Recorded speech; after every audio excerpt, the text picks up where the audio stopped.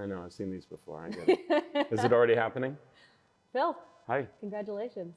Thank you. I just told Phil yesterday, so he's kind of still taking it in a little bit, but That's the true story. yeah.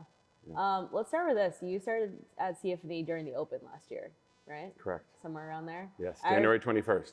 Yeah, I remember you coming in, it would have been your first month during Friday Night Lights for class, and there was no class, and everyone's competing. And you're like, cool, I'll just work out the back room, that's fine.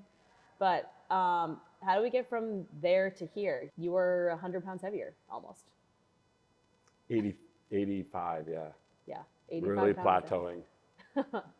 What was your background prior to CrossFit, or like you grew up wrestling, correct? Or, yes. Yeah. So talk to me a little bit about your childhood. Well, wrestling was like the thing that my brother brought home and beat me up with. So I really wanted to do it. And then my parents split, so I was in Hopkinton, which didn't have wrestling. So my 9th grade year, I just signed myself into Keefe Tech. Didn't tell anyone. Went for a tour, wrestled, and Keefe Tech beat my Natick, my brother's team, in a head-to-head, which pissed me off. So I transferred back to Natick in 10th grade, and that's where I coach now. So cool. And we were just talking about how you like to work with your hands. Yes. Same thing as when you were a kid? Yeah, basically tearing bikes apart and just everything that I could ever fix. Now that you have search engines, it's amazing. So like I maintain my Mercedes and my car and my motorcycles, Harley. It just taught myself whatever I can teach myself, like CrossFit. YouTube is a crazy thing these days. You can learn just about anything on YouTube. Very cool. What made you decide to start doing CrossFit, or how did you find us? So I knew Paul before he found you. Pacholi was my senior wrestling captain, and he built his own box with everything you can imagine and brought me there above his garage. Like, of course, was there helping him with the house, and we're doing bike week and all that stuff back then. And so I knew he had found it, and then Laura Hoffman at the dog park was like, triathlete, which I was like, I'm gonna do a triathlon, which I'd been talking about for years, and I did it. But she's like, oh, you should go to CrossFit. I'm like, what? The tire thing, like everyone says that, but I'm like, It's so funny. Everyone goes to tires. Yeah. Everyone thinks CrossFit is tires. Which I love that stuff. I do that stuff, like chopping wood and weird, like, but so I called Paul. I said, Paul, what do you think? Can I do this? He's like, well, you can come over and I'll help you for a little while to get you ready. I'm like, no, fine, I'm just gonna go. And I wanted to come before I turned 51, which I did, just by 2 days.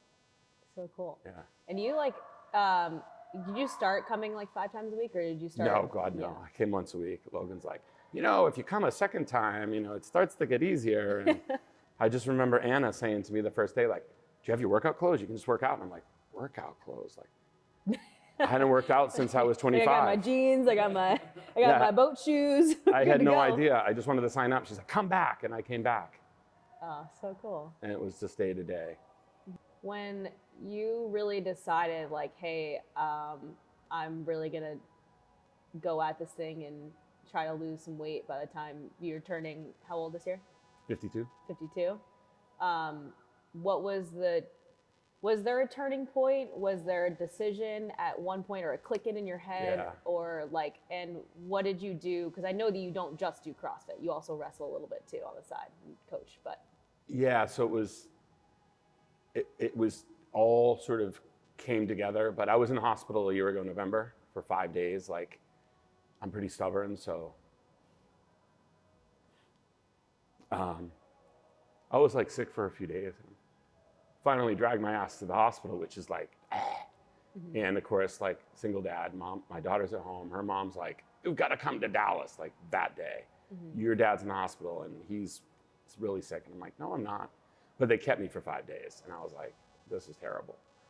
And I was like fighting with them to let me leave. I'm like, I'm fine, let me leave.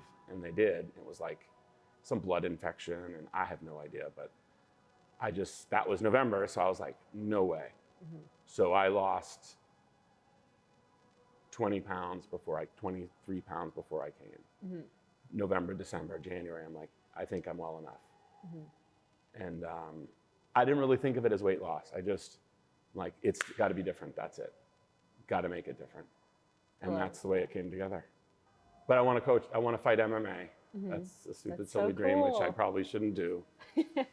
But I probably will before when I'm 52. So Amelia's 8th grade principal met me in the bus line at the beginning of 5th grade and was like, I was in Walpole and I fought MMA when I was 52. And that's my dream. And I go, you really think I should do that? I go, I did it. I was in the best shape of my life, which I've accomplished. I was in wrestling shape when I walked in. I don't condition with them. I just fight. I can't keep up with that. I got to come here for that. So I'm like, just go in and fight for an hour. A little burst, you know what I mean? Just come in and fight for an hour means that Phil's coming in drenched. Oh yeah. Like wet. He's warm. He's ready to go. It's an inside joke, but it's not all my sweat. Sorry, but it's. Oh, gross. Yeah, I'm sorry, you know. Do you have any, so you have the MMA goal. Is there any, so. I want to make it to age 70. Make it to 70, okay. Yeah, my dad didn't, his dad didn't. So. Okay. Yeah. Like health conditions or? Longevity? Yeah, you know. But I think Stuff lifestyle. that could have been avoidable in some sense? We're going to find out, right? Yeah, that's so cool. Yeah, I Yeah. mean, I don't know if you can beat genetics. My mom's side's pretty good. My Nana was good, but it's the only chance I have is to do it this way because it wouldn't have worked on the last track I was on. Absolutely not. Yeah. So we'll close with this. You're almost 100 pounds down and you're in the best shape of your life. And just from having you in class and talking to you a lot, you seem like you're the happiest you've been True. in a very long time. Yeah, true. If you had to say one thing to someone who's scared of trying or scared of starting or has a goal that they don't know if they can achieve, what would you say to that person?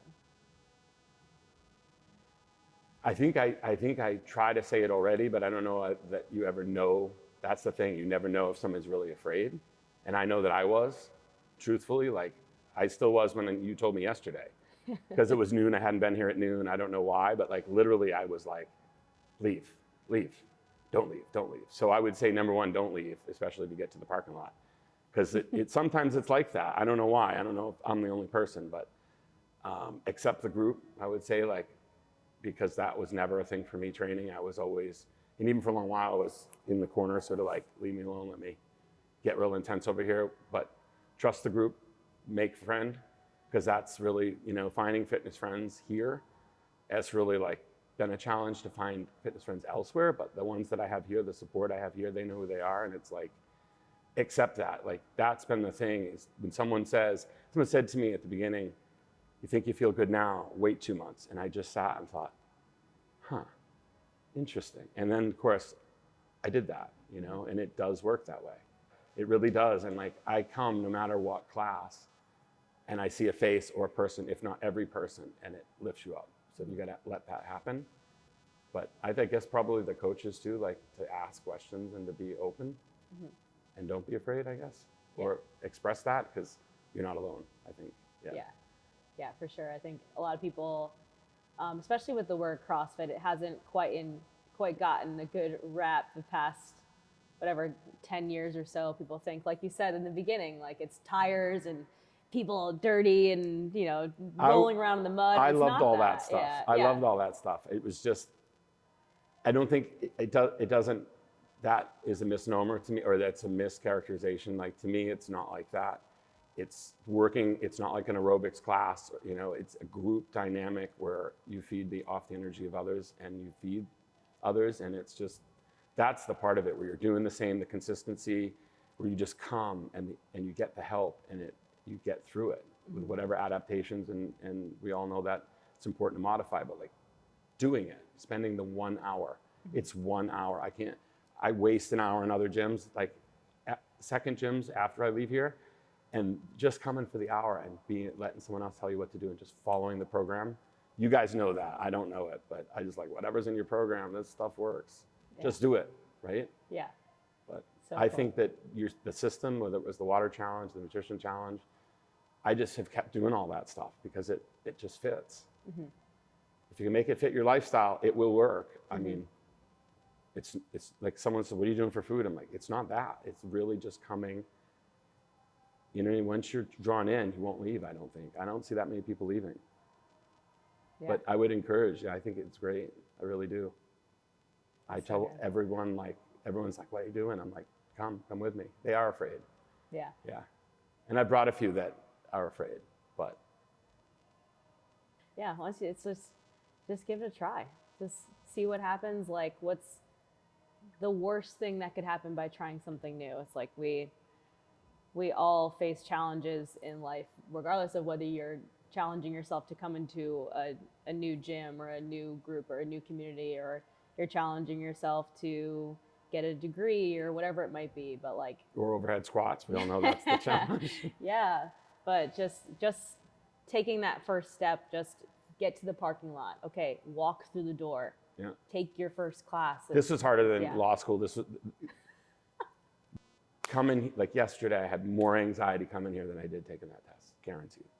Or any of my exams. I got straight A's through law school. First time in my life. Well, I'll be the first to tell you guys that Phil crushed it because we worked out right next to each other. It was Yeah, great. you beat me by 3. But I got my goal. I you said did. 14s across the board.